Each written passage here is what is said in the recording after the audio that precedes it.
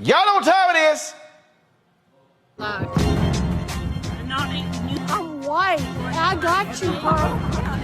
Illegally selling water without a permit on my property. Whoa! Hey! You don't live here. I'm uncomfortable. So today, Black correspondent for NBC, Shaquille Brewster, was live from Mississippi, where he was reporting on the hurricane. Brother just trying to do his job. Then this happened.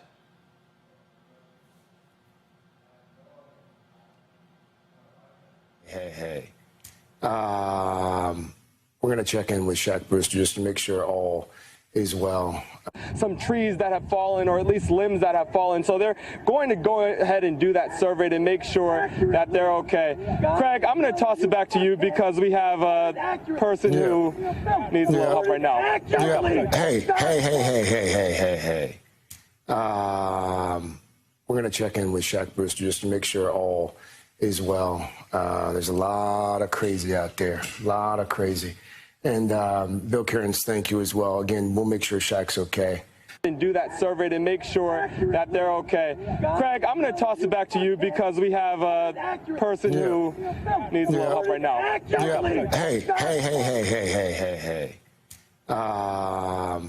We're going to check in with Shaq Brewster just to make sure all is well. There's a lot of crazy out there, a lot of crazy.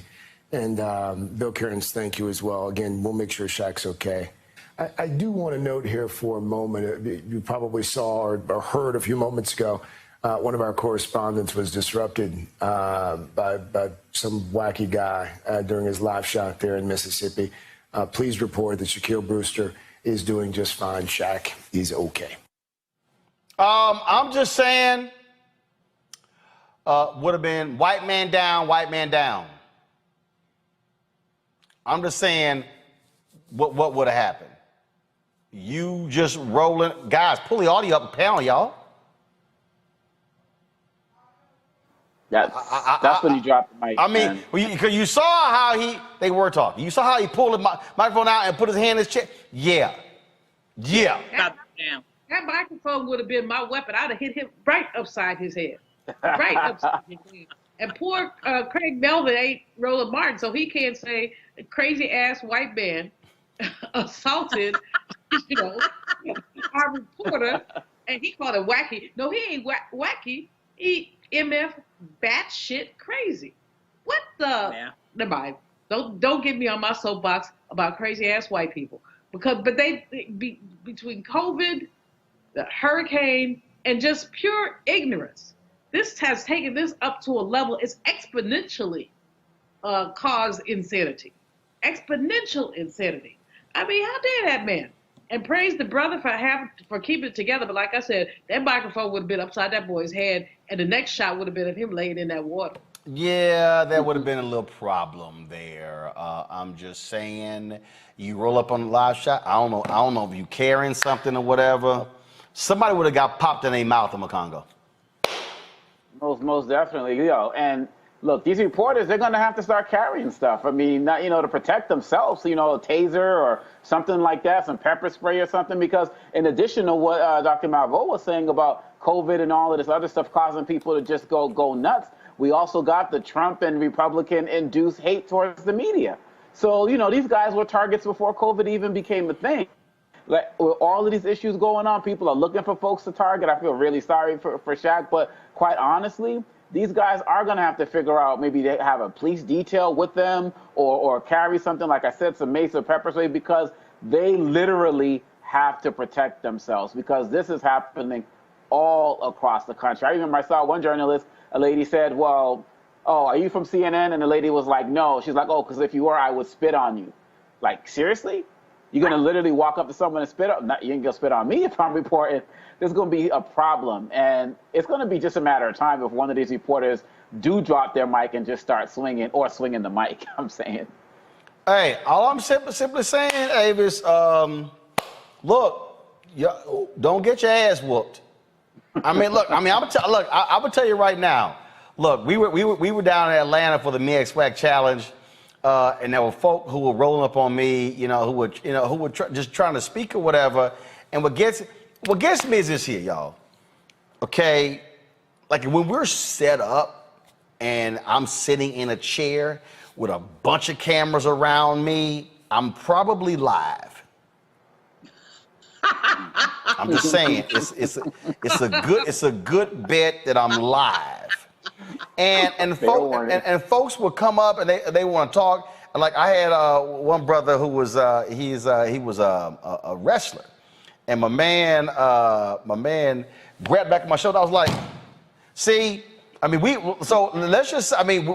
had some close encounters with folks a few times, and so that situation, yeah, mic getting dropped, we assuming the position. Absolutely. It's got to go down. It's got to go down at that point. And, when you look at what's going on and this sort of huge uptick in violence by white people, let's just be very clear, is happening in various aspects of society. You're exactly right. It's happening with, reporters, but also we're seeing everything that's happening on airplanes, and I'm seeing reports about flight attendants who are having to take self-defense courses. At some point, when someone puts themselves in your personal space like that, you are completely within your right to protect yourself. That man coming in on him like that deserved to beat down immediately. Beat down first, ask questions later. I bet you that's a stand your ground state. So Shaq could have easily stood his ground and took him down. Yeah, I mean, and look. A lot of times you have folks, they have security and things along those lines. But again, I think what you saw there was just absolutely crazy. Folks, back to our Roland SMACKS Unfiltered video in just one moment.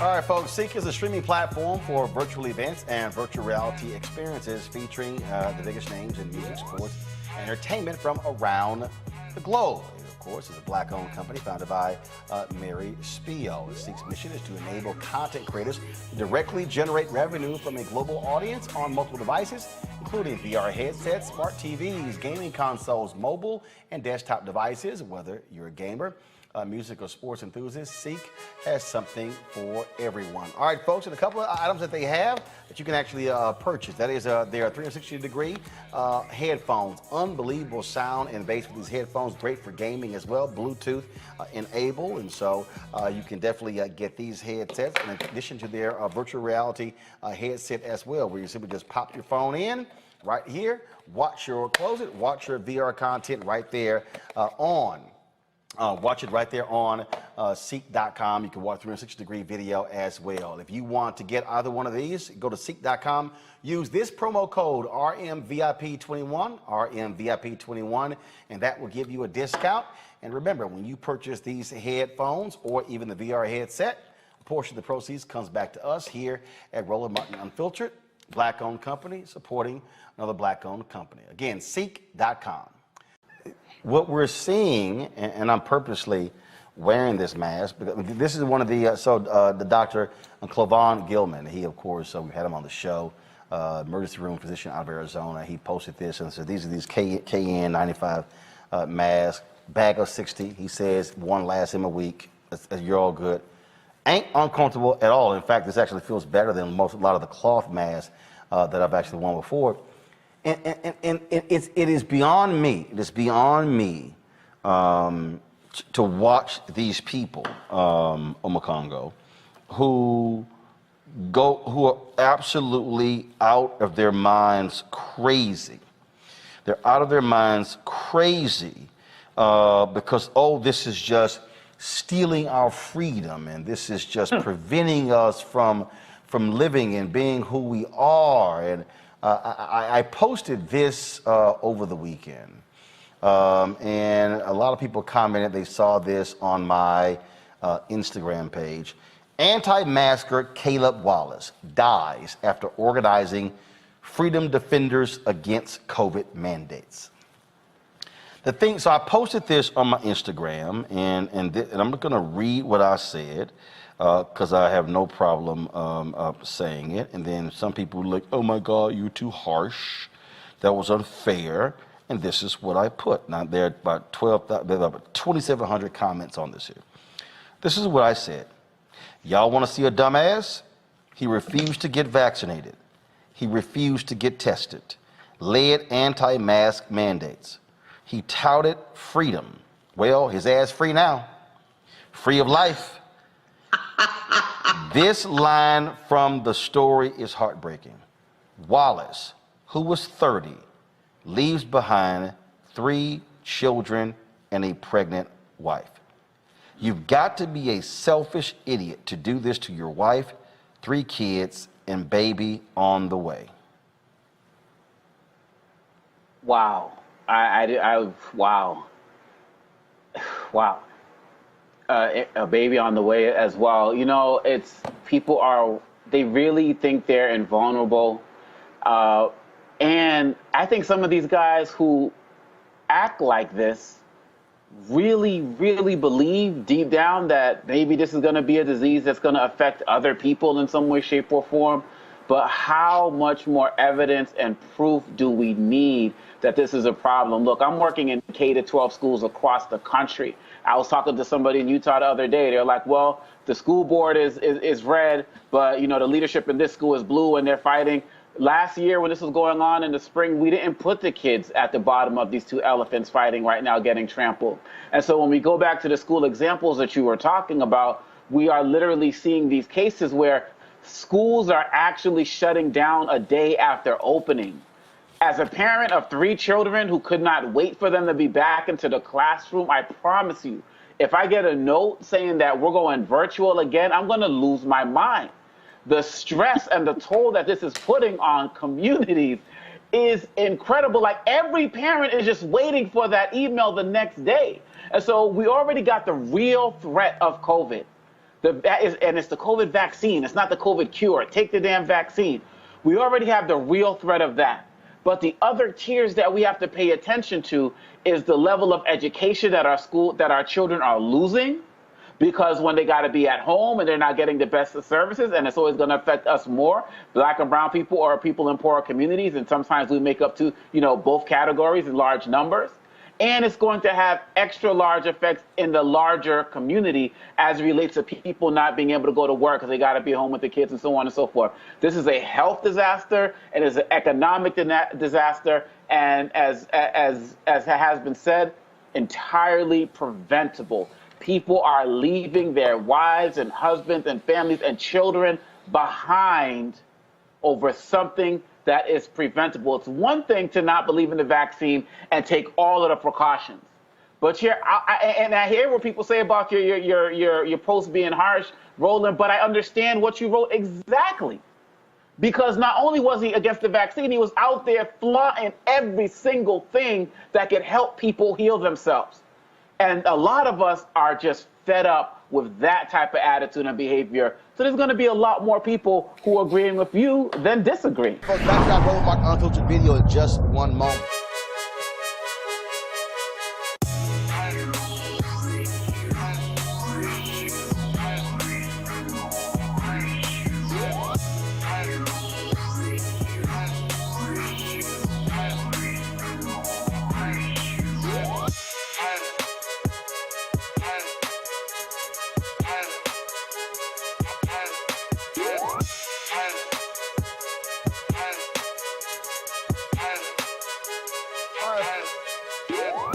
All right, folks, CEEK is a streaming platform for virtual events and virtual reality experiences featuring the biggest names in music, sports, and entertainment from around the globe. It, of course, is a Black-owned company founded by Mary Spio. CEEK's mission is to enable content creators to directly generate revenue from a global audience on multiple devices, including VR headsets, smart TVs, gaming consoles, mobile and desktop devices. Whether you're a gamer, music or sports enthusiast, CEEK has something for everyone. All right, folks, and a couple of items that they have that you can actually purchase. That is their 360-degree headphones. Unbelievable sound and bass with these headphones. Great for gaming as well. Bluetooth enabled, and so you can definitely get these headsets in addition to their virtual reality headset as well, where you simply just pop your phone in right here, close it, watch your VR content right there watch it right there on CEEK.com. You can watch 360-degree video as well. If you want to get either one of these, go to CEEK.com.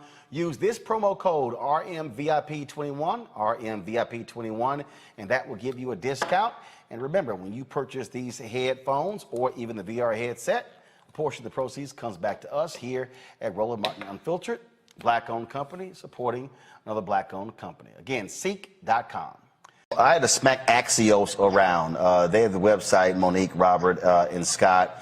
They literally dropped this story on August 21st. He says, HBCU's identity crisis.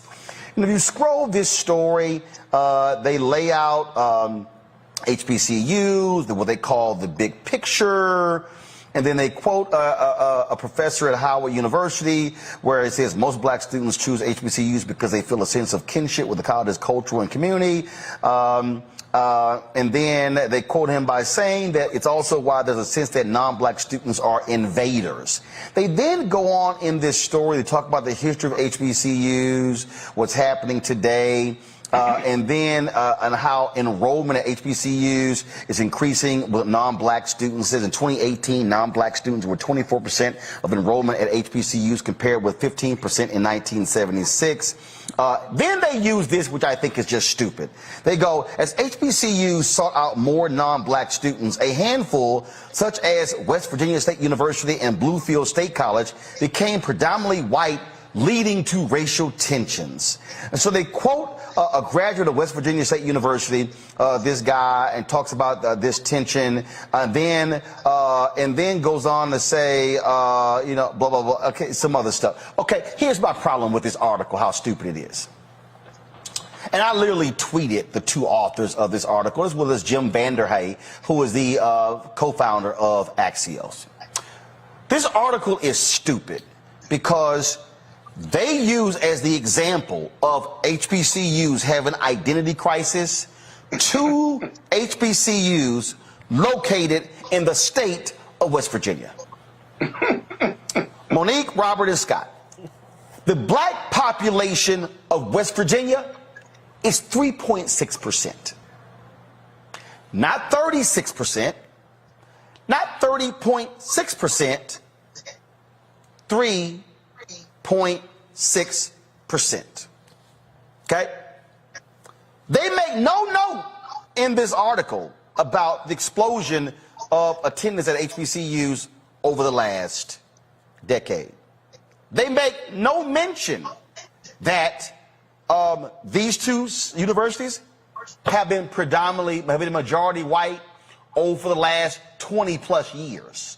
Okay? So to give this impression that this tension that's going on at HBCUs having an identity crisis is absolute bullshit. And I literally said, how is it that y'all didn't quote nobody from NAFIO, no Leslie Baskerville, nobody from Thurgood Marshall, nobody from the UNCF, but y'all decided to quote a graduate of an HBCU, which is called a historically black college university out of West Virginia, where the black population is 3.6%. This is where I'm like, maybe your problem is, Axios and Jim Vanderhay, y'all ain't got enough black editors. Maybe your problem is you ain't got enough black staffers who would have seen the story and say, Identity crisis? No. This is absolutely idiotic, Monique, and horrible journalism. It is. Robert. I yield to Scott for 300. Robert. I call on who's She yielded to me. This ain't Congress. Well, a couple points. It was Jeopardy. A couple points.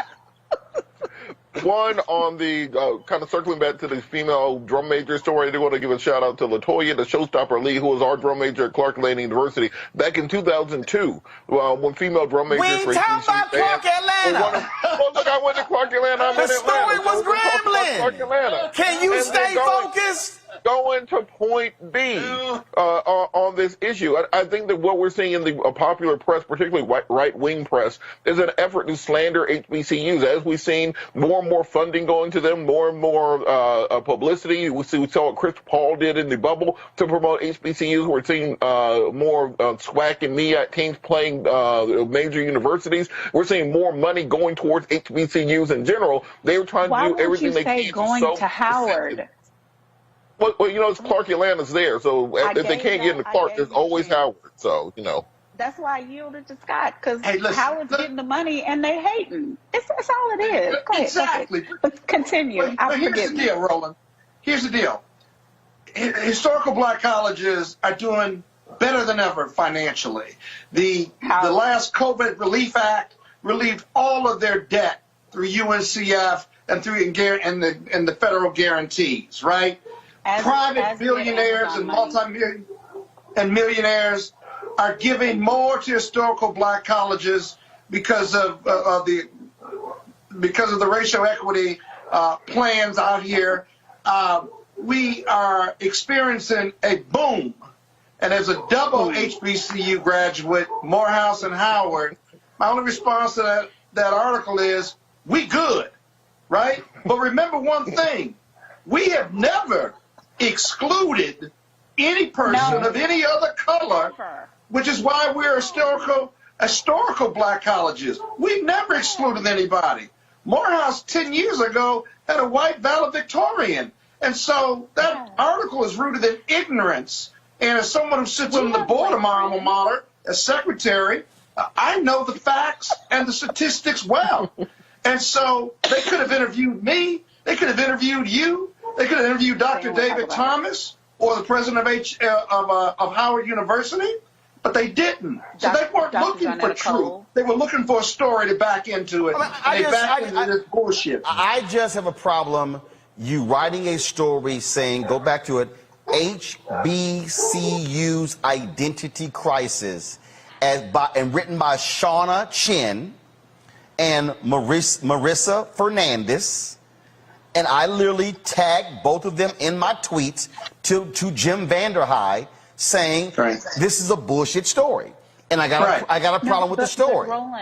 But Roland, the identity crisis in their minds is they view, which is why I keep saying Howard, but the same is true of Morehouse because they got my brother Robert Smith money. And just, let me go back to Spelman and some Cosby money. Let me just talk about it and understand that when we don't struggle, they think we don't have an identity. Like us struggling to get an education is part of the identity, and it is not. You can't steal my culture from me as a Howard grad just because people who are of other hues come through. They've always been coming through, and they get an education, and they experience more blackness than they've ever experienced while they get their wonderful education. So just because people with millions and billions are more and more supporting what the three of us on this panel have been blessed to experience doesn't mean that we don't have an identity. We have our same identity. We are just ratified.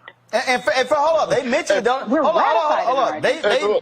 They mentioned the donations. This is the lead of the article. Historically, black colleges and universities are seeing a new wave of substantial donations and interest from big-name talent, but the attention has also highlighted questions of cultural identity. No, let me say this. No. Let me say this right here, Axios. You have decided to all of a sudden realize that HBCUs exist. Exactly. You have decided that, not all of a sudden big name talent. Let's be real clear. Let's be real clear here. I want to be real clear. Axios, Nicole Hannah-Jones, Yes. going to Howard, as well as why is it escaping me? Ta-Nehisi Coates. They ain't the first big name folk to go to HBCUs. See, all of a sudden, let me just go ahead and break this down. All of a sudden, white people and other non-black people are going, oh my God, Nicole Hannah-Jones and Ta-Nehisi Coates, they're going to HBCU. Oh my God, what's going on? To teach. When there have been a number of big name people. See, the problem is it's big name people that white people know. So see, that's why. So the real issue is not HBCUs have an identity crisis. The problem is Axios has a black identity crisis because you now have discovered HBCUs. So because now I'm not done. So because Mackenzie has taken her divorce money from Jeff Bezos and has given millions to HBCUs, y'all have discovered that HBCUs exist. And so all of a sudden, you want to write a little cute story about, oh my goodness, identity crisis, because y'all looked up and went, woo, there are 2 HBCUs that are predominantly white. Let me help y'all out. There are actually 3. There's Bluefield, there's West Virginia State University, and there's also Lincoln University in Missouri. Those 3 are predominantly white. Now, if y'all want to, you can go to Harris Stowe, that's also in St. Louis, to find an HBCU. If y'all also had any depth whatsoever, Axios, Shauna Chin, Marissa Fernandez, what y'all would have done, because see, I've done it, because I've actually covered this for years, you would have realized that West Virginia State University and Bluefield State College have gone to great pains in order to ensure their students don't forget their HBCU legacy. What you may have also realized is that Bluefield State College created scholarships to attract black students who in the area of theology to come to that Christian university because of that history. I'm sorry, how do I know that? It's probably because I've actually talked to the president of Bluefield State College, who has worked in partnership with my pastor, Ralph Douglas West, out of Houston, Texas, the Church Without Walls. See, that's what happens when y'all talk to black people who have an understanding of HBCUs. So, message to all mainstream white media. If y'all gonna all of a sudden discover HBCUs, do the damn research before you write ignorant ass headlines saying there's an identity crisis at HBCUs. No, y'all are just clueless. Yeah. And we'll leave it at that. Folks, back to our Roland SMACKS Unfiltered video in just one moment.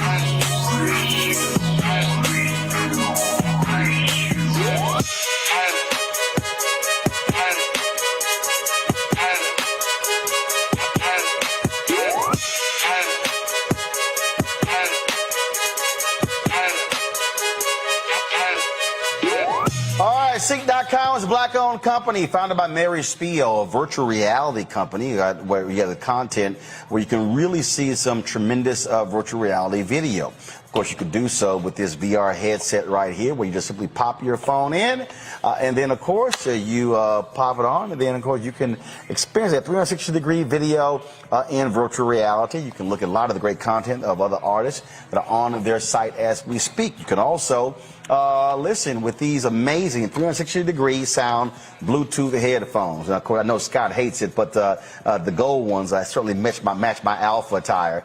And so, again, great sound.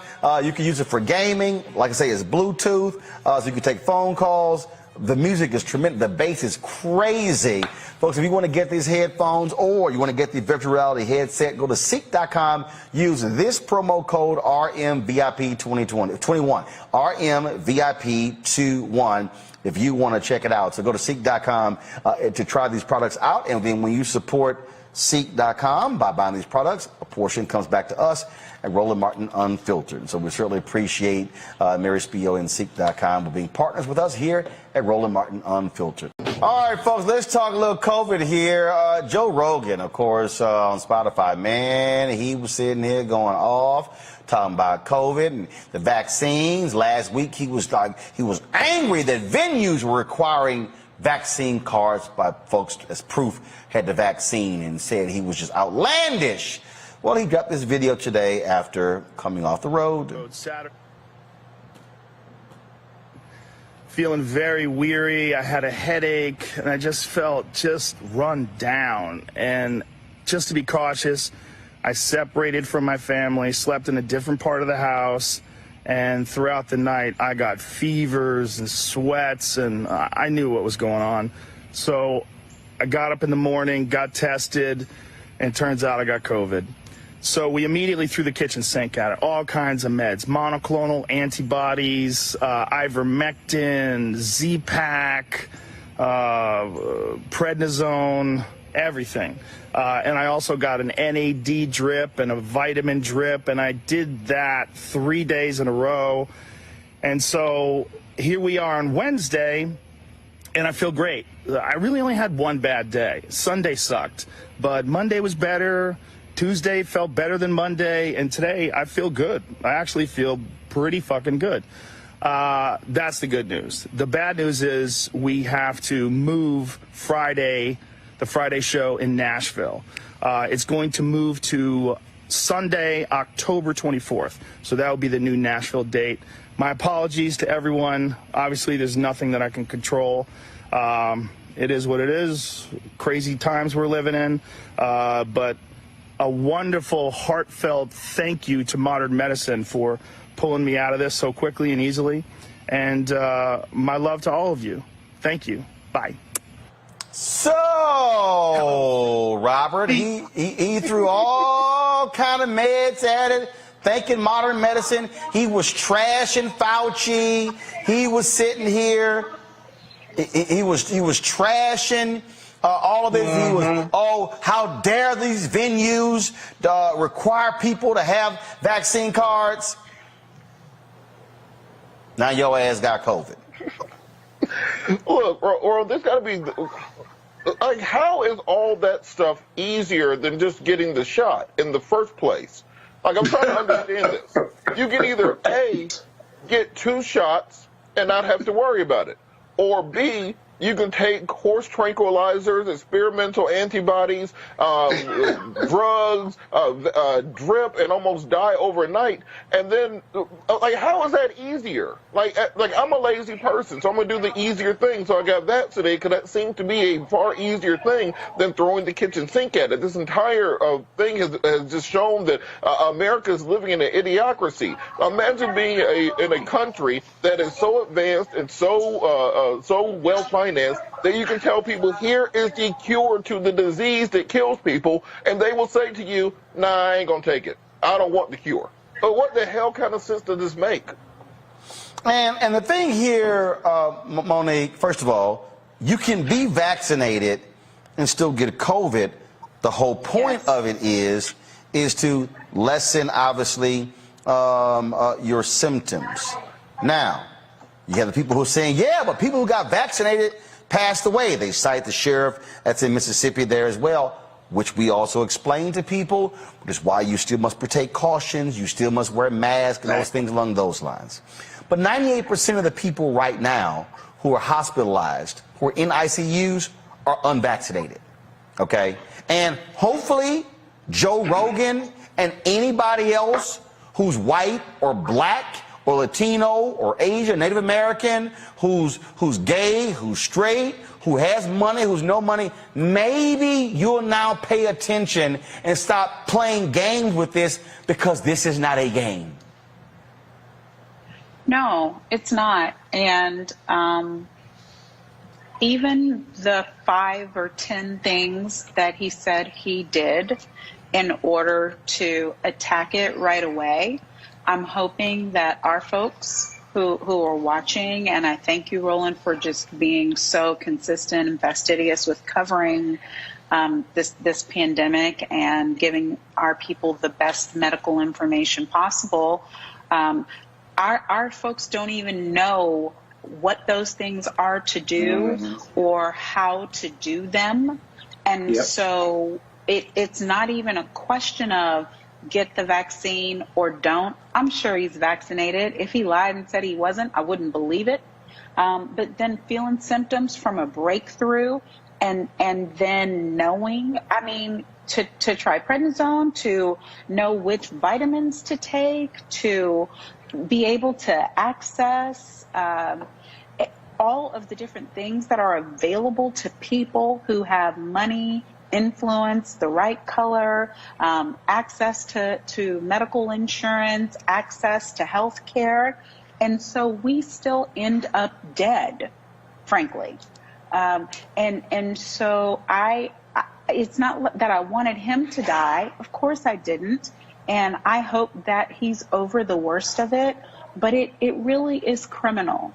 It really is criminal for people who are affluent and of a certain means and station in this life to push out their you don't need whatever kind of views onto people who can't even fathom the types of things they have access to when they're in a pinch. And that particular point right there, Scott, is important because for a lot of people who aren't making $100 million from your Spotify deal, all the stuff he described, they can't afford all that.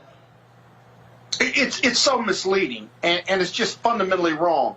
But when you look at his video purposely avoids talking about the dangers of COVID. He said, oh, I had one bad day. Oh, it wasn't too bad. I was better, and they pumped me full of drugs and stuff. He sounded like Donald Trump, if you will, that he was triumphant over it, and therefore it was okay. It wasn't too bad. But what about the long-termers? You see, I have friends who are long-termers who still can't taste their food. They can't smell. They have no sense of smell. They have liver and heart damage. That's the real danger. Sure, 90% of the people in ICU right now haven't been vaccinated, but there are people who, even if they cure themselves or if they overcome it, are still have long-term effects.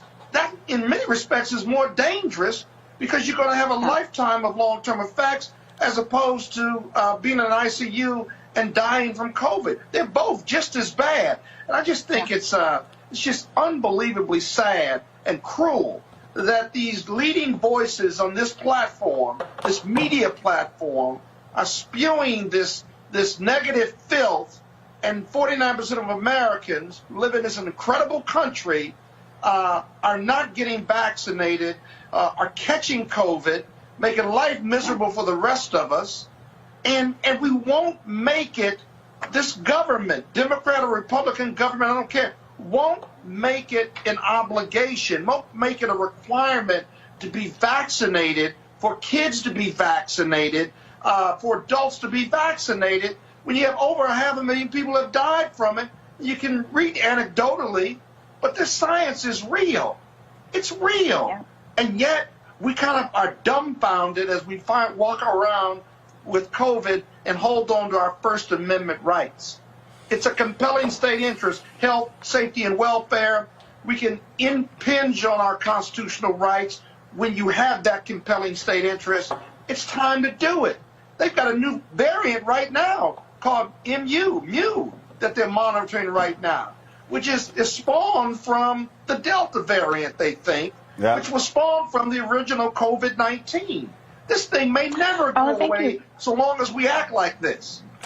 All right. Thank you, Scott. I'm sorry, Roland. Go ahead. You said compelling state interest, and that was going to be my only question. Scott, do you have a plan in mind for how the federal and also, I can see how the state government could get a mandate going, but how can the federal government do it? Because we know that these states, like my home state of Texas, like Louisiana, the Florida, all the devil governors, they're not going to do it. So what could be done for them?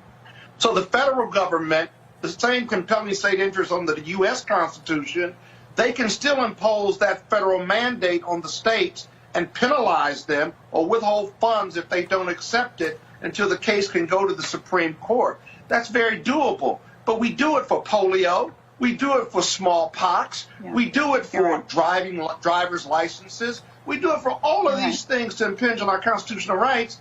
And the federal government just seems to be hesitant to do that because the country is politically split right now. And I get that part, but eventually, how many people are going to have to die? How many long-termers are going to tax our healthcare system before we wake up and say we must infringe on your First Amendment rights and you must be vaccinated because science works and all your political bullshit doesn't? Your political bullshit kills. And it's a bottom-line proposition, and it never stops being that.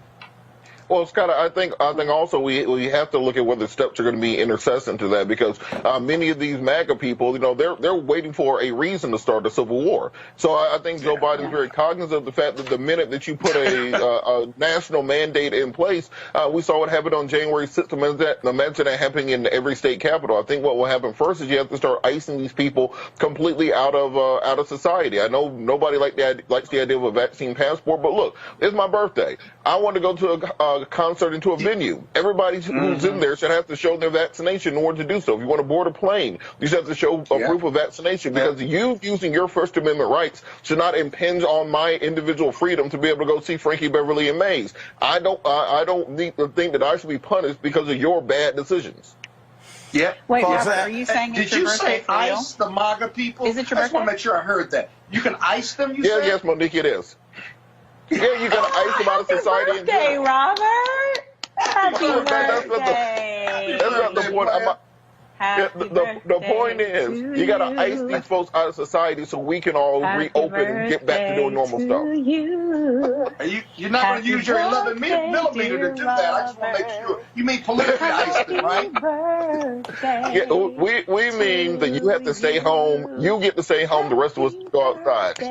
Exactly, man. It's unbelievable. It really is. It's just unbelievable. Are you singing? You're letting her sing on your show, Roland. You would never let me sing. I'm here for it. This is why me and Monica road dogs. It was mostly just an example of how as women, it doesn't matter what you're saying. We can just keep on going. Happy birthday to you. Well, at least you're singing the right version. You're singing the right version. I sang the whole other version while you talked. You didn't hear any of it. Happy birthday, Robert. God bless you. Happy birthday, we love baby you. boy. We love you, youngster. Keep on keeping on. How old are you? Keep hope alive. I stopped counting. I think 37 or 38, somewhere around there. You're a damn lie. But you go on. I'll let you have that one. But happy birthday anyway. How real? September 1st, 84. Hey, Roland, let's pivot. What's the next topic?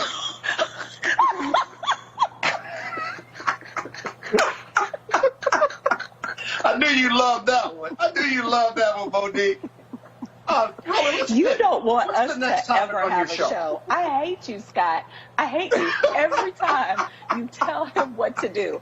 Our hopes of our own time is further and further away. He's not amused. He's not amused. I know he isn't. This is our shot. What is wrong?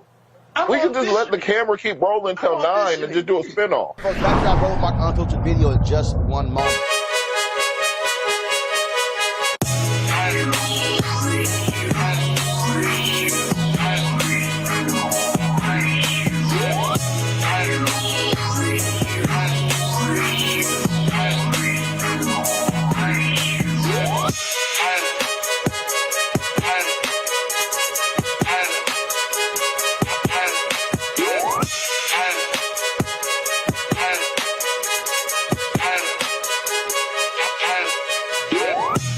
CEEK.com is a black-owned company founded by Mary Spio, a virtual reality company where you have the content where you can really see some tremendous virtual reality video. Of course, you could do so with this VR headset right here, where you just simply pop your phone in, and then, of course, you pop it on, and then, of course, you can experience that 360-degree video in virtual reality. You can look at a lot of the great content of other artists that are on their site as we speak. You can also listen with these amazing 360-degree sound Bluetooth headphones. And of course, I know Scott hates it, but the gold ones, I certainly match my alpha attire.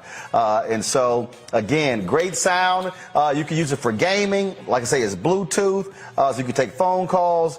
The music is tremendous. The bass is crazy.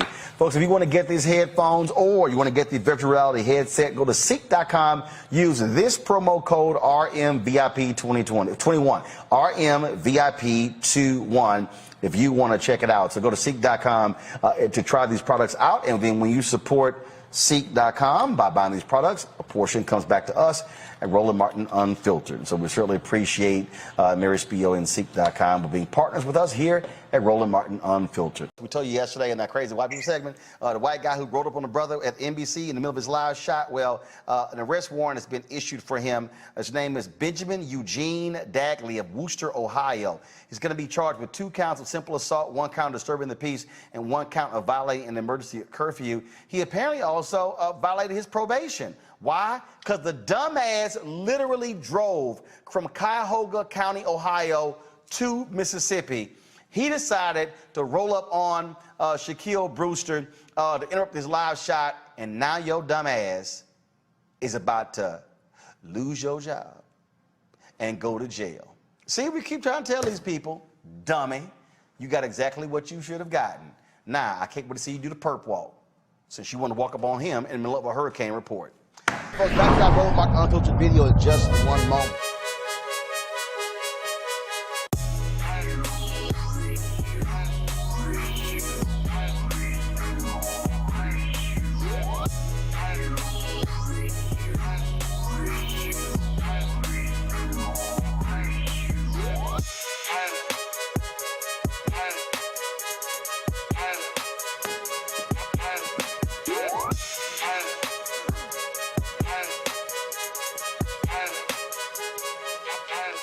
All right, fam, folks, at CEEK.com, virtual reality, of course. You can check out the content at CEEK.com. The company is black-owned, founded by Mary Spio.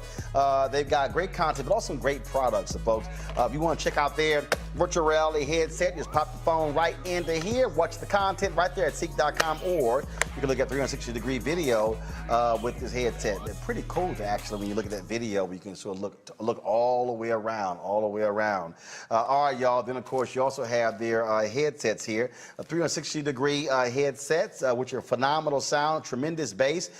You also, of course, Bluetooth. You can talk with these. Also use it for gaming as well. Use the promo code RMVIP21, RMVIP21 to purchase one or the other. You can also subscribe to CEEK.com for their content, music, sports, all kind of great live stuff. So just go to CEEK.com, CEEK.com, and check it out. Folks, Afghanistan is now waking up to a new reality. The U.S. military has withdrawn all of its troops, ending America's longest war. Nearly 2,500 Americans died during that particular war, spanning 4 presidencies. Also, today, President Joe Biden spoke with regards to the pullout. You've had people who are still questioning that, saying that why did of course, the United States pull out, that he could have rescinded the decision or altered the decision of Donald Trump. But President Biden made it perfectly clear that was not the case. And he also made it clear that this was the right decision for America to get out of this war, for him to actually end this particular war. And so you still have those particular critics. Here's some of what he had to say today. It is now over. I'm the 4th president who has faced the issue of whether and when to end this war. When I was running for president, I made a increasing the risk to U.S. personnel and our allies. As a result, to safely extract American citizens before August 31st, as well as embassy personnel, allies and partners, and those Afghans who had worked with us and fought alongside of us for 20 years, I had authorized 6,000 troops, American troops, to Kabul to help secure the airport. As General McKenzie said, this is the way the mission was designed. It was designed to operate under severe stress and attack, and that's what it did.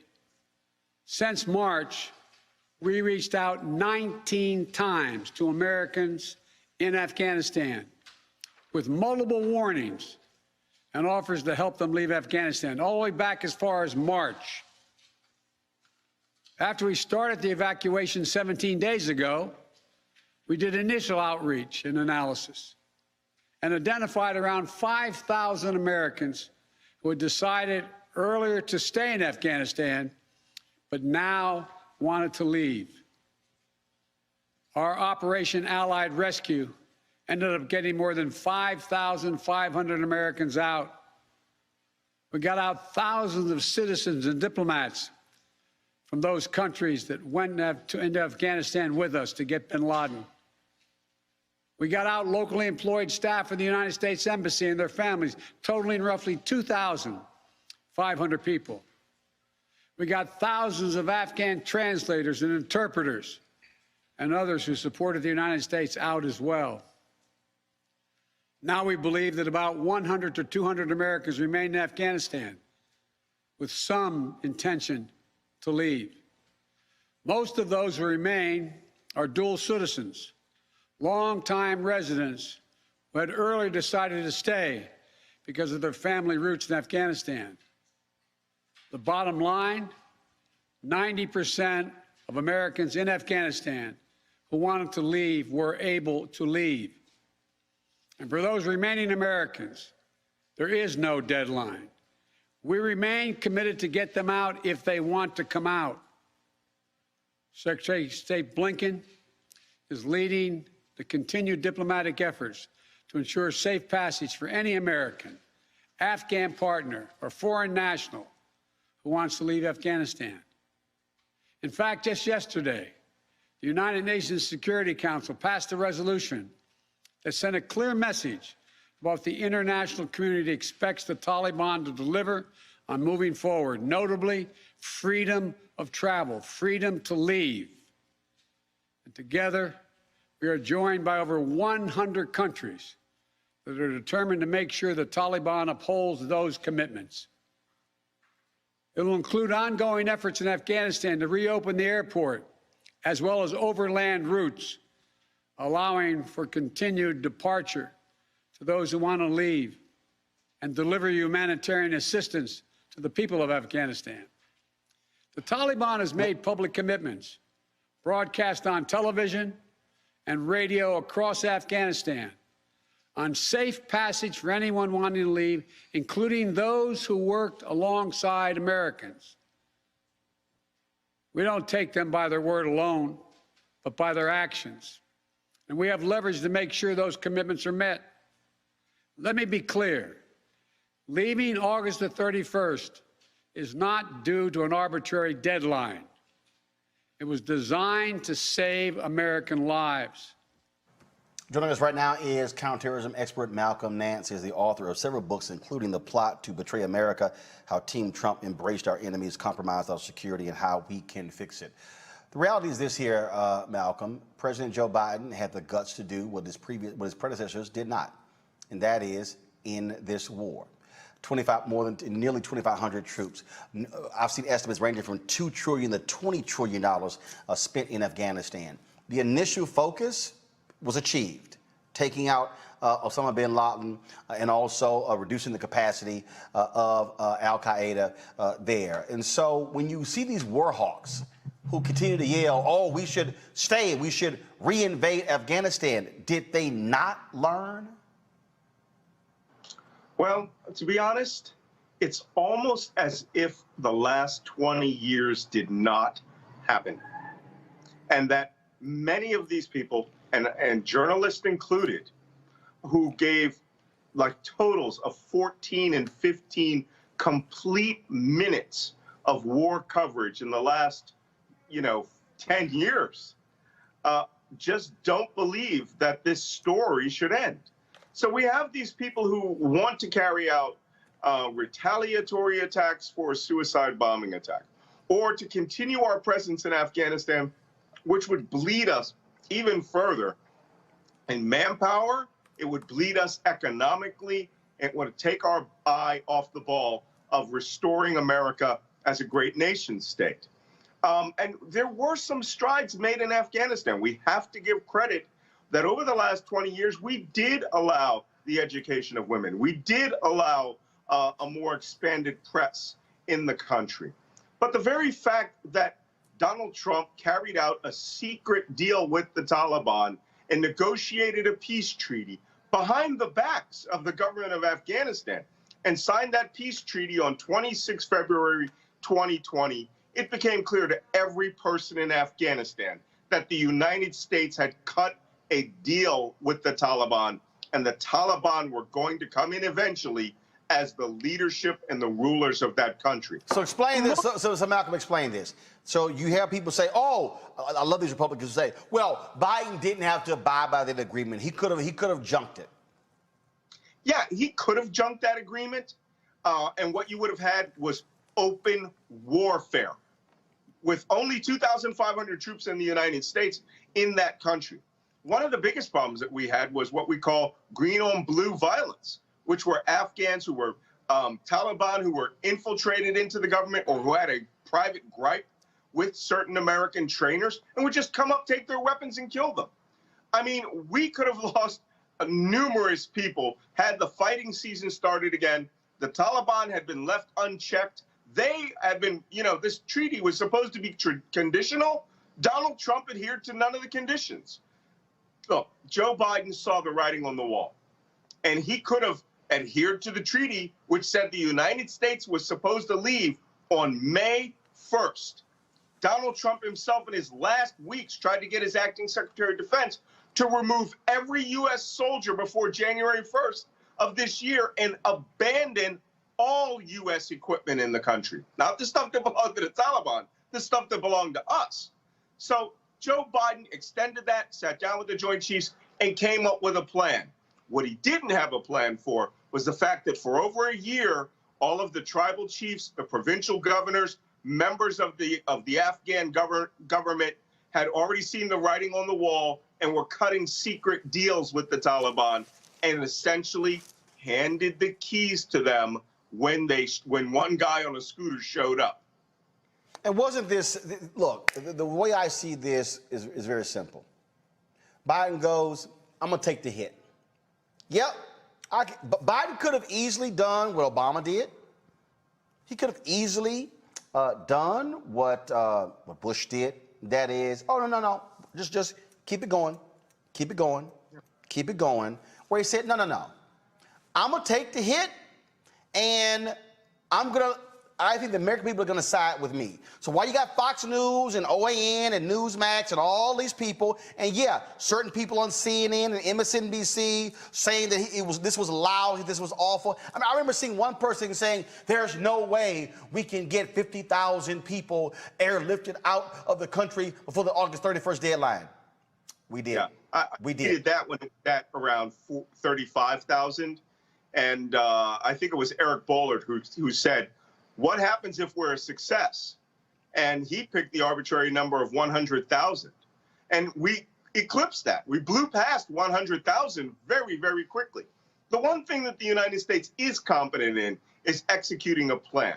The problem is that the news media, who, by the way, many of them were very beholden to their, 1 or 2 time experiences in Afghanistan, living the Whiskey Tango Foxtrot life. And if you haven't seen that movie, I'm going to prescribe this to all your followers. If you want to see why they went after Joe Biden, watch the Tina Fey movie, Whiskey Tango Foxtrot, which is about the wild life of journalists living in Afghanistan.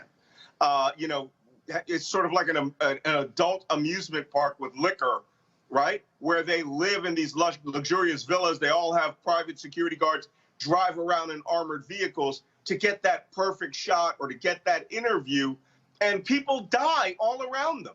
Many of these journalists are regretting now that they don't have that. That life is going away. The people that they met, the experiences that they have. Unfortunately, they do not believe that the Afghan people technically chose this. And I have some news for many of your listeners. Afghanistan has 38 million people. Only 5 million are in Kabul, which means the other 33 million who are relatively rural or living in the smaller cities, they cut these deals with the Taliban, and they turned over the keys to the country, and now they have the peace that they want. And before I go to questions from my panel, this is what I keep saying, and it's hard for some of these people to understand. It's their country. It's their country.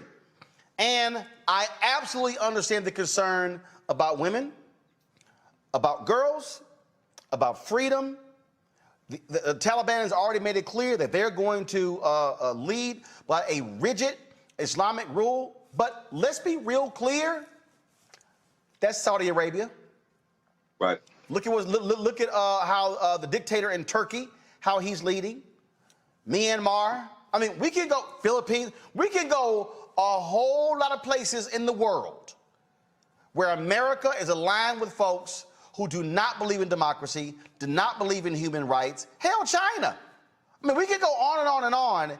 And so this idea that we are going to tell somebody what the hell to do in their country, but then we the same folks, hell, who don't even want Americans telling each other what to do in this country. Come on, right. That's a farce. Yeah, and Afghanistan is a patriarchal, misogynistic, tribal society, okay? And 90% of that population lives rurally. You know, very funny, the right wing criticized me for saying that many of them are goat herders. Most of them are goat herders. I mean, this is a rural society that is agrarian. You know, they live on basic subsistence. But you know what their key subsistence is? Islam, as they want to practice it. Islam, as they see it. They are conservative. They are fundamentalist, right? But what they want is they want their cultural norms to be adhered to without a 2,000-pound laser-guided bomb dropping on their head, accidentally wiping out their village or destroying a wedding party with an AC-130 gunship. It's regrettable. But those deaths were principally because we decided that, you know, we would work towards the goals we established, which were not particularly compatible with the average person in Afghanistan. So they spent this last year choosing who they wanted to rule. Questions from my panel. Mustafa Sadiq Ali, your question for Malcolm Nance. Malcolm's good to see you. Yeah, I was blessed that both my family and friends made it back home safely after fighting in Afghanistan. I'm curious, what are one or two of the lessons that you think we should take away from the engagement there? So, you know, I'm an old spy, so I have some very specific things that just drove me absolutely crazy because I speak Arabic. And when I went there the first time in 2002, the reason that I got through to so many of the walis, right, the senior male leader of the village, tribe, or family, is because I could pray in Arabic. I could speak Islam. Yeah, I mean, I could speak Arabic to them. I could read the Quran in Arabic. I could sing nasheeds in Arabic, which they view as the pure language of the Quran, or the pure language of the Prophet.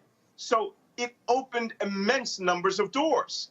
The very fact that we have to evacuate tens of thousands of translators shows that for 20 years of war, our people didn't even learn their language. So we have a very soft bigotry of culture. We do not care about the cultures we go into. We want to bring our culture on top of it. You know, we want to teach kids not just to eat chocolate bars, but to drink Rip It, concentrated caffeine drinks and things like that, and create this expectation that they will become a mini United States. Many of the neoconservatives and the politicians who invaded Afghanistan and Iraq, especially Iraq, thought they were going to recreate Germany or South Korea there. It takes 5 minutes on the ground to realize you're never getting there. This is not a place where a Marshall Plan could build them up economically and you could change their culture into being, freedom-loving, small d Democrats. These people live tribally. They defeated Genghis Khan and Alexander the Great and the British twice and the Soviet Union with their interfamilial tribalism.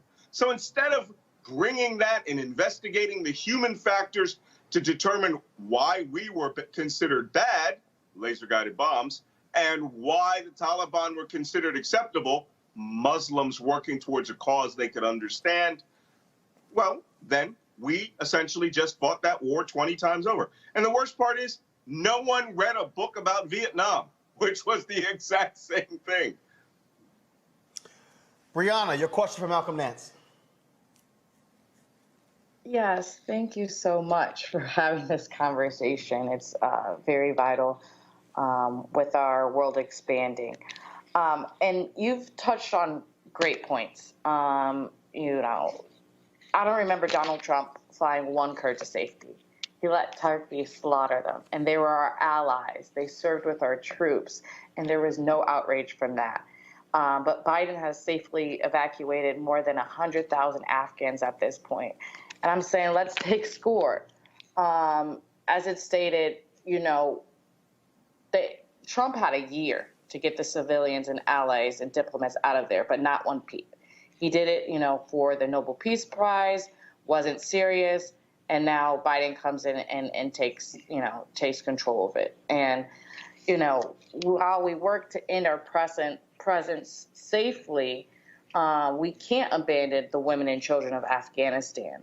But frankly, I know we can't keep asking our service members to go in alone anymore. And so it's time for the world to generally invest in the United Nations to develop a robust and consensus-building institution, one that's truly capable of handling severe humanitarian challenges like Afghanistan and Haiti as well, of what's going on over there. And so as we keep a close eye on how these crises unfold, what are some policies or suggestions that you think could come from the White House and really playing a role stronger into the United Nations when focusing on this? I'm glad you said that.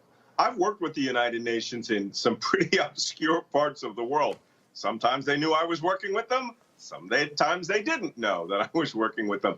But I always understood their goal, right? Many people like to disparage the United Nations and think, oh, there are a bunch of consensus-building people. We're going to have 500 meetings. There's some organizations that are insanely successful. World Food Program. The World Food Program is like the Special Operations Command. And instead of dropping bombs at their terminal target, they pallet drop food or they bring in bags of food. The World Food Program is insanely successful organization. No one starves when they're around. And they have these incredible digitized databases where everybody gets a little tag on their arm, and they know precisely down to the calorie how much each of you have gotten in food, and they can get that food out there. We should be supporting the WFP, UNICEF, the United Nations Children Education Fund. They're talking about transitioning funds. We just had $6 billion sitting in a kitty right now that was supposed to go to the government, it was supposed to go to the government of Afghanistan. It's not going to go there. That was supposed to help the government, integrate itself better and computers. Those people stole the money, right? Because they're government bureaucrats. There's not a country in the Middle East, Sub-Saharan Africa, Southwest Asia, or Asia proper itself where the bureaucrats don't steal money and are corrupt. It's a fact of life. Take that $6 billion, drop $3 billion into UNICEF, drop the other $3 billion into the World Food Program, or UNHCR, United Nations High Commission for Refugees.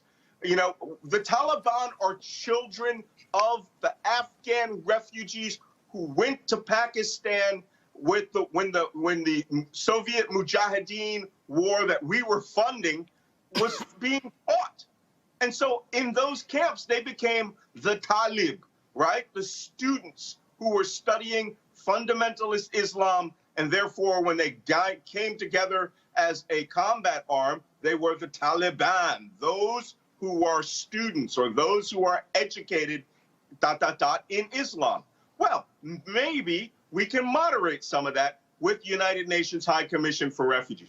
Drop $10 billion in their laps, and the UN will work with the countries the Taliban trust. Qatar, Oman, Turkey, and in some respects, Pakistan. And maybe we can maintain these gains for women. Maybe the Taliban don't want to be North Korea of Southwest Asia. Maybe they want to be the Saudi Arabia of Southwest Asia, which means women will put the burqa back on. They will be what we call Mia bil Mia, which is 100%. That's all black, all gloves, all socks. That's what the Saudis are. And they're considered relatively liberal compared to the Taliban. The Saudis themselves will want to have a moderating effect on them and to create this Islamic Emirate of Afghanistan. But we have to support the global organizations. And you know, the minute we do this, we execute the Malcolm Plan, the right wing will go crazy about the New World Order because they're crazy. And they hate anything that will benefit people of color on the other side of the world, even if it is the most successful food programs that moderates the Taliban's extremist activities. These people won't care. You and I both know that. Final question, Cleo Monago from Malcolm X. Greetings, Malcolm. It's good to meet you. Hey, before September 2001 at 8:46 a.m., most of us had not heard of the Taliban. They weren't a household word to us.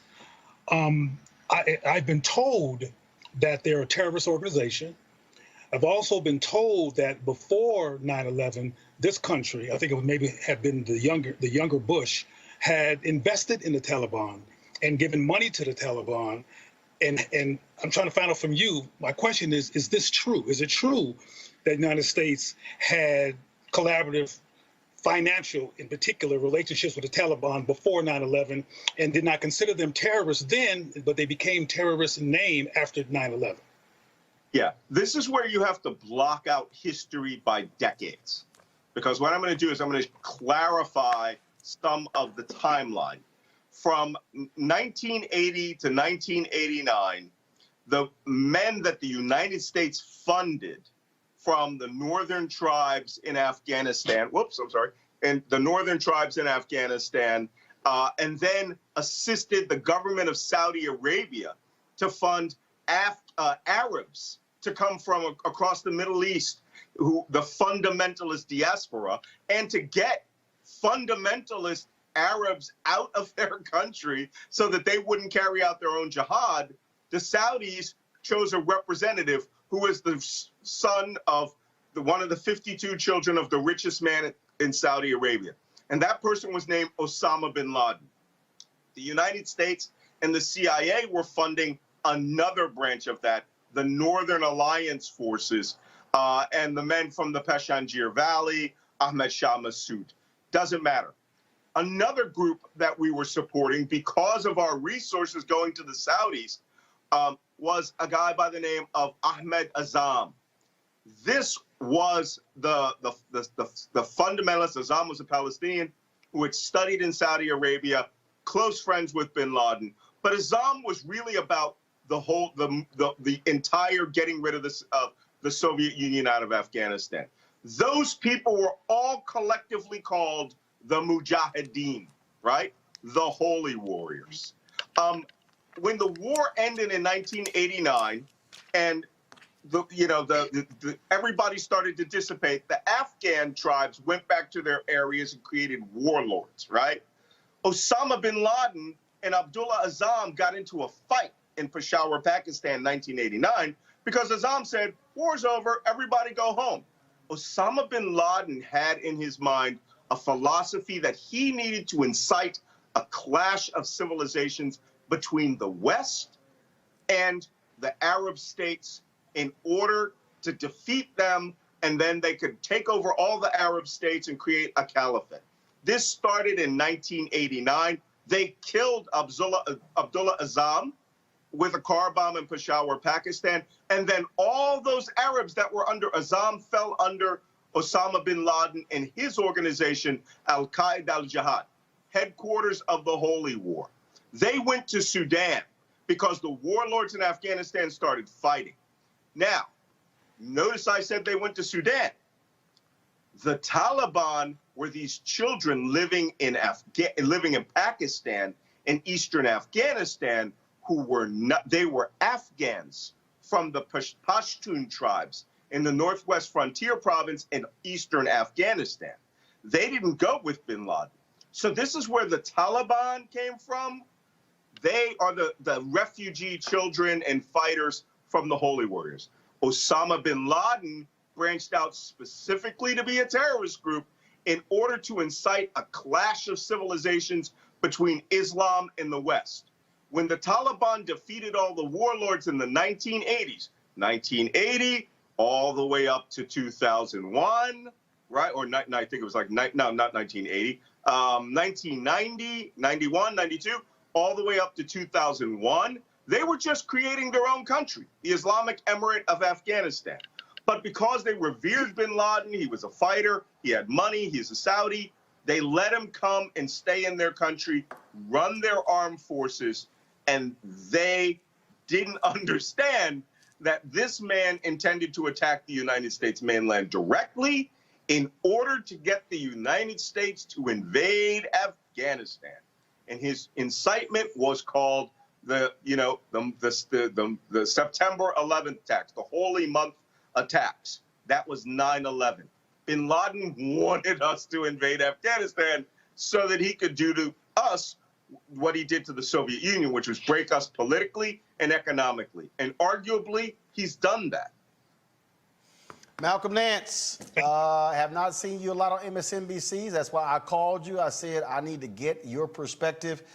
There are very few black people out here breaking this whole stuff down from a counterterrorism perspective. We certainly appreciate you joining us, folks. One of Malcolm's books, you see it right there, and that is The Plot to Betray America.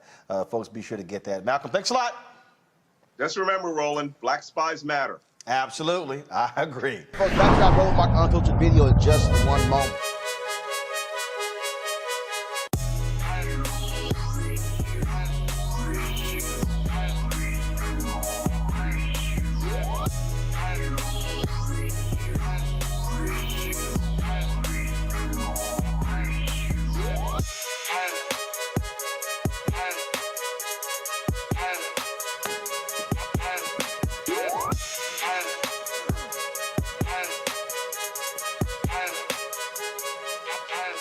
All right, fam, folks at CEEK.com, virtual reality, of course. You can check out the content at CEEK.com. The company is black-owned, founded by Mary Spio.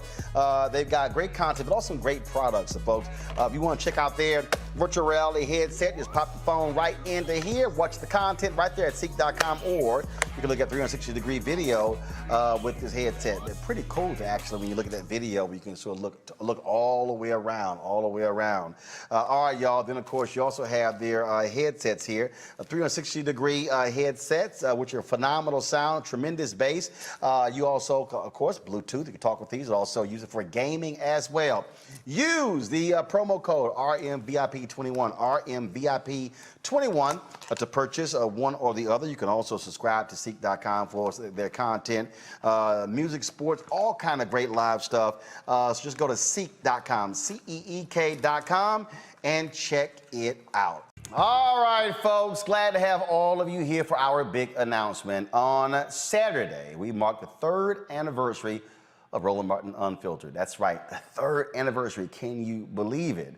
It has been a phenomenal 3 years. If you have been with us along the way, helping to build this, the first daily digital show specifically targeting African Americans, 5 days a week. When we started, we were 1 hour, and then we moved to 2 hours in our 2nd year. Unbelievable growth, have more than 1 billion minutes watched. We've had just numerous interviews, and of course, averaging 20, 30 million views a month. Just phenomenal growth, but that was never the plan. Just to have Roland Martin Unfiltered. So I am excited today. Well, you know what? Before I do that, I'll tell you this here. Why do we do the show? That's because, of course, remember, we abide by, like all the black press, that initial black newspaper, Freedom's Journal, March 16th, 1827. This is when they dropped the paper, Freedom's Journal, the nation's first black newspaper. And this is it right here. And the thing about Freedom's Journal, in the third paragraph is this. This is what they wrote. We wish to plead our own cause. Too long have others spoken for us. Too long has the public been deceived by misrepresentation in things which concern us dearly. No, we didn't misspell public. That's how it originally was written in 1827. That is the quote that the black press has used. And so over the years, you talk about Frederick Douglass, the North Star, Ida B. Wells Barnett, her writings dealing with pamphlets, dealing with lynching. Of course, the Pittsburgh Courier, Robert Abney, the Chicago Defender, the Atlanta Daily World. We can go on and on and on. Claude Burnett's Associated Negro Press. Of course, Negro Digest, Ebony, Jet, Essence Magazine, Black Enterprise, WOL goes to Radio 1, becomes Urban 1, BET, TV 1. There's a long history of black-owned media, but we're now living in a digital world, which means that we have to have a digital focus. What did Gil Scott-Heron say? Revolution will not be televised. I dare say the revolution will be streamed, which is why today we are announcing this, Black Star Network. Black Star Network is going to be an OTT network available on all platforms across the country. And when I say all platforms, I'm talking all platforms. The app right now is available on your iPhone, on your Android, plus Apple TV, Roku, Samsung, Xbox, Amazon Fire TV as well. So let me show you this right here. And so, as you see, we got our Roku up as we speak. If you arrow down here, what you will see is Black Star Network, curated by Roland S. Martin. Now, it will take you to our homepage. We are already signed in, as you see right here. We are live. So you see all the content we have already up here. Like I say, the app is live. So if we click that, you actually can start watching, and then you'll actually see the program. And so here's the deal. It takes you to this page right here. Now, there are a lot of people who were telling me that, hey, you know what, you should charge. You see the different people. You've got Fox Nation. You've got even Black News Channel announced they're going to have a paid streaming service. We're not going to do that. And again, people told me I should have, but the reality is a lot of our people simply cannot afford to pay for a streaming service. And so we purposely chose to keep this free. We purposely chose for people to be able to access our content. That's what we've done with this show as well, which is why your support for our Bring the Funk fan club has been so critical, because you've been able to give us the opportunity to be able to provide the content to our audience for free.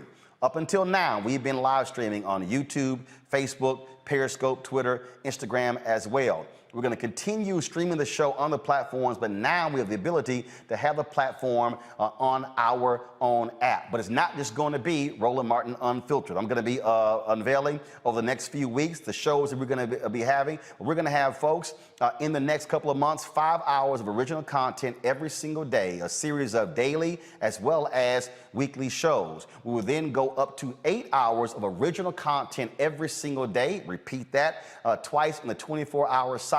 In the first quarter of 2022, we will unveil the Black Star Network 24-hour streaming channel. That's right. Our goal is to be on Tubi, Pluto TV, Samsung Plus, all those platforms with our 24-hour streaming channel. We have, of course, been building our content library, doing some amazing things.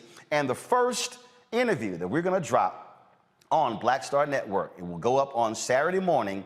It is with noted civil rights attorney Fred Gray. He is 90 years old. He was the legal mastermind behind so many of our civil rights victories. Now, Dr. King did not make a move without calling Fred Gray. He also was the one who sat at the table to help create the Montgomery bus boycott. Here's a look of my conversation with Fred Gray. When you think back to all of those moments, I've often said that one of the greatest mistakes that we make today is that we focus on the march, the speech, the event, but not the strategizing, the planning, the discussion. Talk about that, what that was like to be in those conversations in the back and forth, whether it was King or Lowry or Marshall or all different players, Wilkins and Whitney Young, everyone, as they strategize and walk through and visualize and bounce things off, and you're there as the lawyer navigating that as well, how vital the strategizing was in the movement. It was very, very important. And let me tell you about the Montgomery bus boycott, because I'm almost the only person who was in the inner circle of the planning of the Montgomery bus boycott. I think there's probably only one now that's left other than me. And that one was one that ended up getting out of the movement before it was over and going on something else. So of those who stuck with it, I'm just about the only one who's there. Let me tell you how the plans were made, and most people didn't know about it even then, and they were a part of it in connection with keeping people off of the buses. Well, we all realized that at some point we're going to have to file a lawsuit to declare the city ordinances and state statutes unconstitutional. However, it takes a long time to do a lawsuit. You can do it, you've tried, you got 2 or 3 appeals, take 2 or 3 years. And if you're going to tell people immediately that you got to stay off of the buses until the lawsuit is resolved, they say you whistling Dixie. All right, folks, again, you're going to be able to see that full interview on Saturday on Black Star Network. Now, if you're watching right now, folks, you can actually download the app right now on your mobile device. You can download it on your Apple TV, on your Roku, any of your devices. Now, we were just in Los Angeles doing a variety of interviews because we're also going to be having a weekly one-on-one show called Rolling with Roland. One of the folks we talked with in LA was my man, Jeffrey Osborne. Here's a sneak peek of that conversation. When did the damn woo-woo song just become like stupid crazy? You know what? It was so funny because that song was written by, I wish I had written that song, by the way. You ain't lying. Yeah, I bet you do. It was written by a couple of friends of mine, Bruce Roberts, Andy Goldmark, and it was called You Should Be Mine. And I recorded it. I came home, and I'm playing it around the house, you know, and my daughter was 3. Tiffany was 3 years old at the time. So I'll tell you how long ago. Yeah. And she kept walking by singing woo-woo. And she said, Dad, I love that woo-woo song. And I'm like, you can barely talk. That's not the woo-woo song. It's called You Should Be Mine. No, it's the woo-woo song. No, it's You Should Be Mine. No, it's the woo-woo song. So I'm fighting with a 3-year-old. So I called the songwriter and I said, my daughter says, this is the woo-woo song. And they said, well, maybe she's right. So they kind of named it the You Should Be Mine, but in parentheses, right. It's called the woo-woo song, right? Wow. So the record company, before it was released, they were sold on this song. They was like, oh, this song's a hit. So they went out in the street with microphones in the city and had people sing woo, woo, woo. And that was part of their campaign. And people were going crazy over just singing, can you woo, woo, woo? And that song just blew up. And from then, now people are calling me the woo-woo man. I'm like, what? Right, you know, Jeff, that's the woo-woo man. Right, it's a woo-woo man, exactly. But that song, man, even still today, I go out and people sing, they love it. And the worse they are, the more fun it is.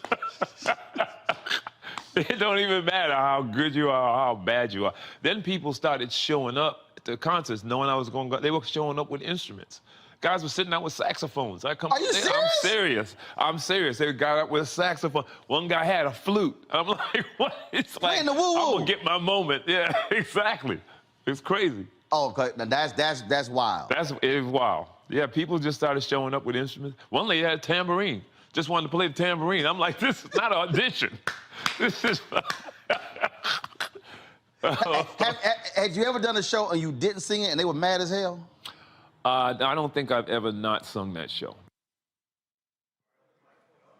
So as y'all can see, you can actually see, boom, the network, the interview right there, live as we're broadcasting the show on Black Star Network. Now, remember when I went to Ghana in 2019? We were there for 10 days. We shot some amazing stuff. Well, COVID greatly impacted us last year, my Ghanaian crew. We have been busy this year finishing up the project. We're putting together a 10-part series that will air exclusively on Black Star Network. You now get the first peek at the sizzle reel of 1619 to 2019, the year of return.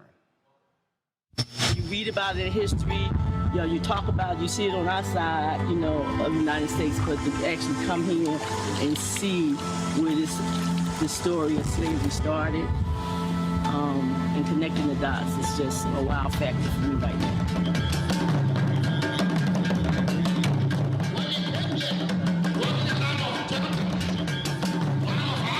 It's going to be dark inside. You might not see too much, but you're going to feel everything. Just imagine to see prisons in the yard in the United States. A lot of us, if we're real honest, what is required in 2019 going into 2020 is simply for us to be reprogrammed from what they taught us needs to be removed and extracted. It just doesn't make sense that the richest continent in the world should be inhabited by the poorest people of the globe. Part of that is by design.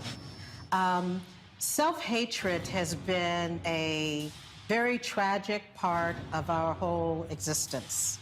And I'm not blaming anybody for it, but if you look at most characterizations of being of African descent in the world, it's with these kind of tags. I always say, you're gonna do a lot of shopping. They go, oh, I don't think so.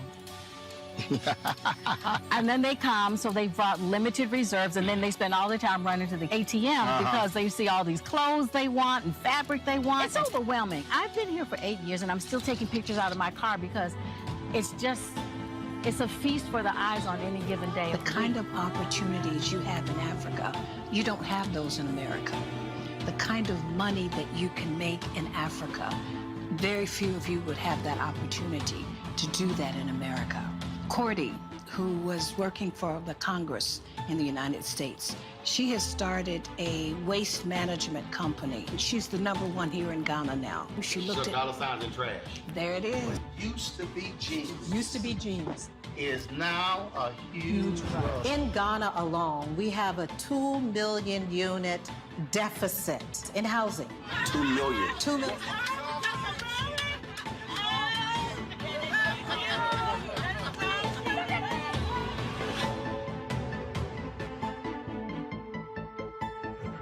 Seven of the 10 fastest growing economies right now are African nations. Why in the world would we not be trying to figure out how to connect? Because the Lebanese are, the Chinese are, everybody else is doing it. We will be crazy to do it. And it's for people who look like us. We will be crazy to do it. Crazy to do it. Crazy to do it.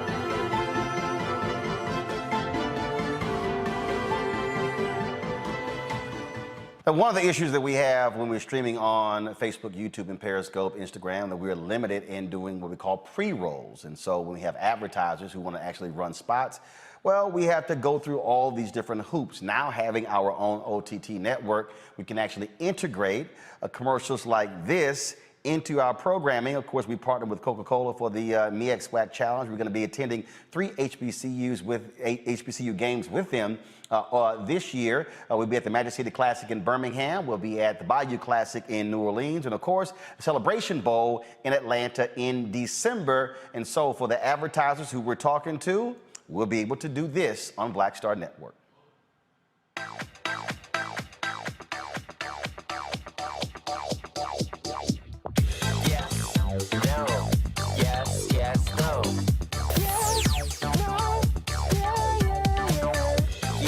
Yes, no.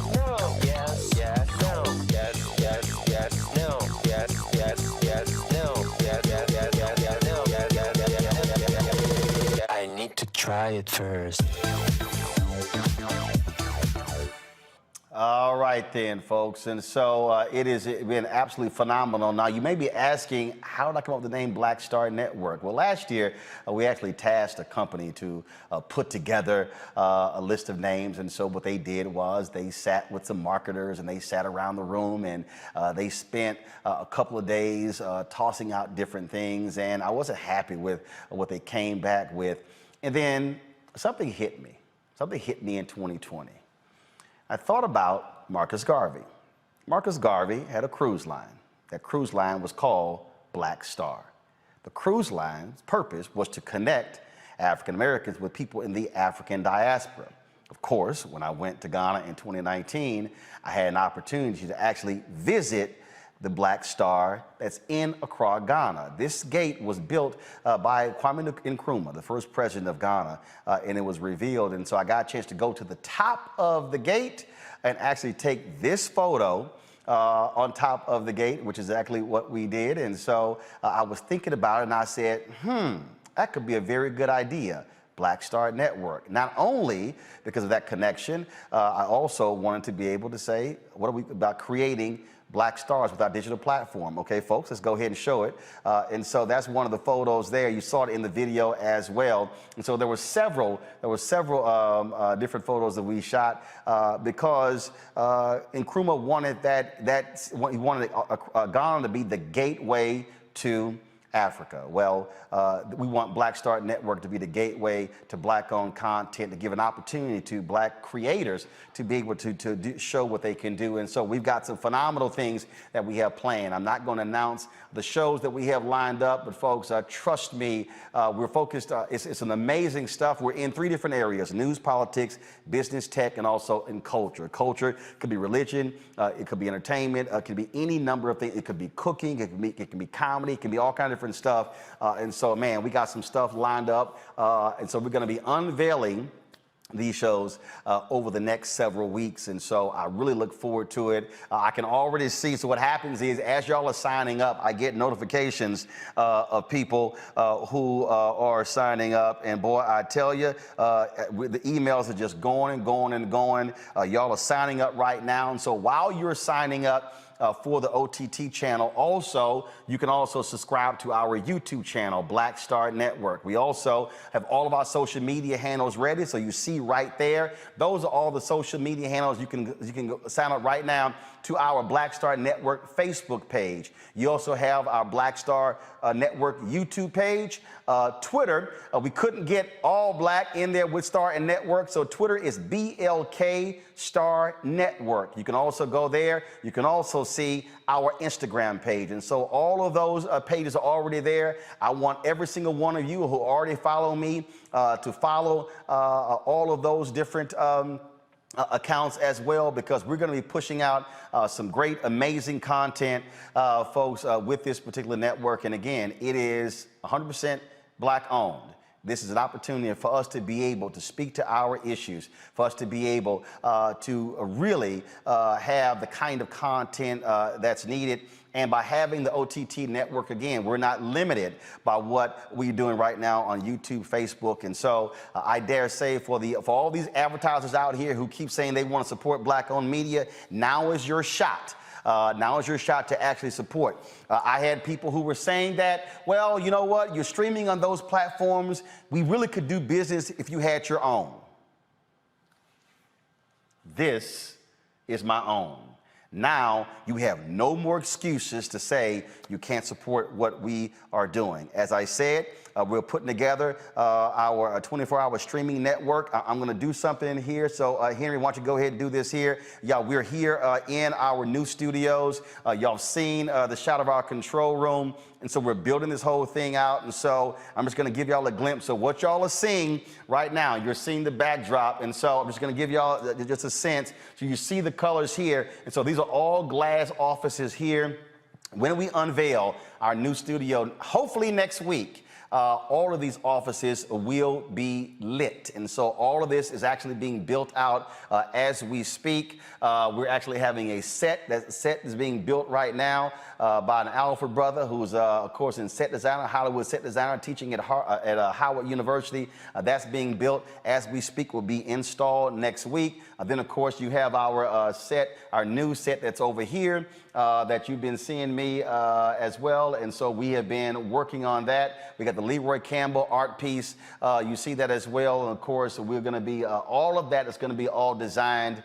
And I told you just the other day, we actually have, of course, the Black-owned drape company that installed our green screen. And so we got that as well. So a whole lot of things happening here at Roland Martin Unfiltered. Now, Black Star Network as well. And so what you'll have to understand is that we've been working real hard over the last 18 months. A lot of people we've been talking to, working with, again, on this whole deal. People who've been working with us on economic strategies. We've been looking at doing crowdfunding. We've been talking about all of those different things. I sort of held off on that because we really wanted to build this thing proper.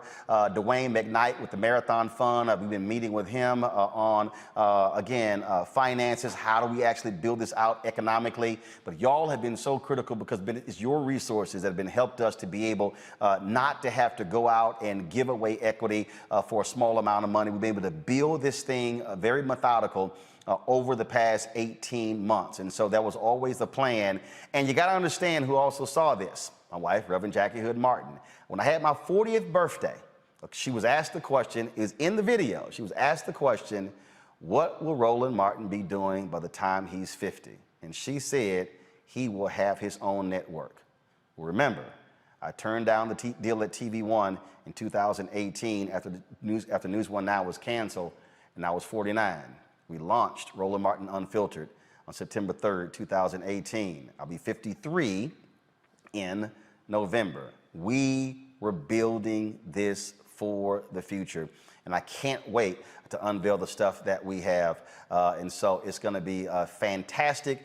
Y'all have played a huge part in it. And so we want you to tell all your friends, all your family. They can download the app. They can now watch our content on their television. A lot of our seasoned saints, you don't have to sit and try to get them to figure out how to use their phone. If they have Apple TV, if they have Roku, if they have Amazon Fire TV, if they have Samsung Tizen, if they have Xbox, they can now watch Black Star Network and Roland Martin Unfiltered on all of those platforms. Folks, back to our Roland Martin Unfiltered video in just one moment.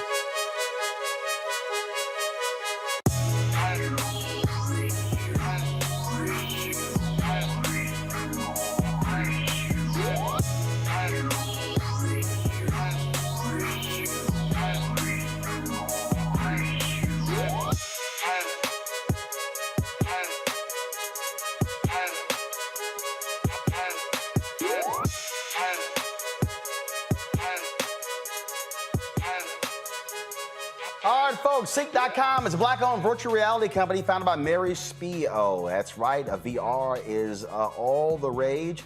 The ability for you to be able to actually be immersed in the space to feel what's going on. Imagine being at a concert and you're watching the concert, but you're actually in the seat in the concert. And so that you can able to see that great videos and all kinds of different things on CEEK.com. Using their VR headset, you simply just drop your phone right into here. And again, you're able to then immerse yourself in the experience right there. Also, of course, they have these great headphones right here, the 360-degree headphones. You can use this for gaming. It's Bluetooth. You can talk on them as well. The bass is tremendous. I love jamming these when I'm on airplanes. Folks, you can get these by going to CEEK.com using the promo code RMVIP21, RMVIP21, where you can get these. And when you purchase one or both of these, a portion of the proceeds comes back to us here at Roland Martin Unfiltered. You know, we support Black-owned businesses, and it's the Black-owned businesses giving back to us as well. So go to CEEK.com, CEEK.com, to get these items. In Georgia, a school superintendent is allowing teachers to wear jeans to alleviate pleas for district-wide mask mandate. Huh? Bullock County School District Superintendent Charles Wilson sent an email encouraging to help teachers to be more comfortable in classrooms. The email reads the following. I realize that words can only go so far, especially when one is doing so much. But I still have to reach out and say thank you for all that you are doing for our students and for each other. Everyone fights their own battles, but all of you are angels and heroes to our children, and they need you. Please remember that. I talked with principals today, and we all agreed that though it is a small gesture, you would enjoy the liberty of wearing jeans for the next month. Wilson wrote, so by all means, please enjoy your jeans throughout the month of September and the rest of August. The email offended teachers, citing rising COVID cases, the need for a mask mandate to protect students and staff. Hundreds of students in the district tested positive for COVID in the first 3 weeks of school. Masks are currently optional in the school district, and exposed students can still attend school as long as they are asymptomatic. So, Julian, I'm confused. He chose jeans over this. I'm just trying to understand. I'm just trying to understand what's more comfortable. I mean, first of all, this mask is not uncomfortable, but I dare say that if it felt like my chest was caving in and I couldn't breathe, that might be a wee bit uncomfortable. You know, this is hilarious. It is beyond hilarious. I mean, I don't know who this man is. I don't know how he became a superintendent. He needs to give his credential back and go someplace. I mean, this is just the craziest thing I've ever heard. First of all, the reason why teachers dress professionally is to show students, to be role models for students. And the teachers want mask mandates because they want to be safe and they want their students to be safe. So what does this idiot do? I mean, so you can wear jeans? I mean, what is the point? I don't get it, but I just find it repugnant that someone who's an educator and a theoretical role model would come up with such a stupid, not trying to curse on the air, but you know what I'm thinking. Just a stupid directives. So no mask, but you have jeans. That's not an even exchange. I mean, that's simply not an even exchange. I mean, I don't get it. I am an educator. That's what I do. And I just can't figure out this man's rationale. But if he's elected, put him out. If he's appointed, unappoint him. He is endangering students, and he is endangering teachers, and he is a MF idiot. Folks, back to our Roland SMACKS Unfiltered video in just one moment.